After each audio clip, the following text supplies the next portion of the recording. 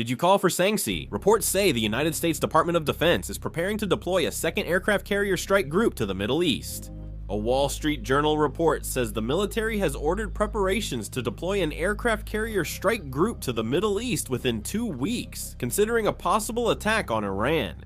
This means that, while no deployment order has been issued yet, the forces will remain ready to act immediately if the situation worsens. The Nimitz-class aircraft carrier George Herbert Walker Bush is currently deployed on the United States East Coast. If this aircraft carrier moves to the Middle East, along with the carrier strike group already in operation, there could be a situation where 2 carrier strike groups are permanently stationed in the Middle East region.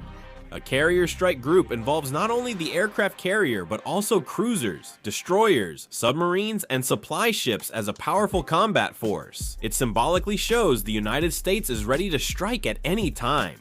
In particular, increasing to 2 carrier strike groups means a significant boost in sustained air combat capability. While one carrier is in operation, the other can undergo resupply and maintenance in the rear, ensuring there are no gaps in coverage. Including fighter jets, electronic warfare aircraft, and early warning planes from carriers makes neutralizing Iran's air defense network a much more realistic scenario.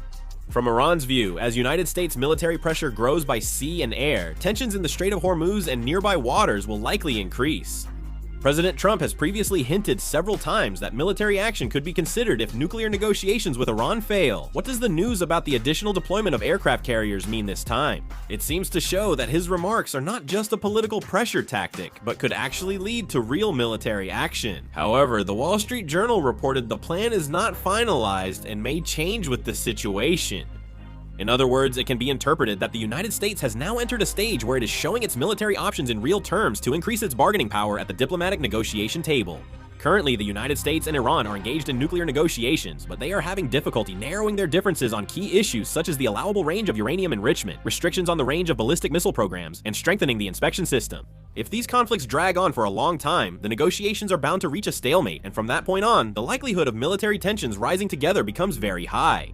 President Trump is currently maintaining a position that prioritizes a diplomatic solution, but if the situation develops to the point where 2 aircraft carrier strike groups are deployed in the Middle East, it could become a scenario where both diplomatic and military pressure are applied simultaneously.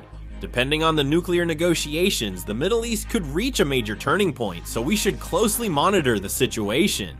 If there are more updates, I'll make and upload a video. This video is now over. Thank you.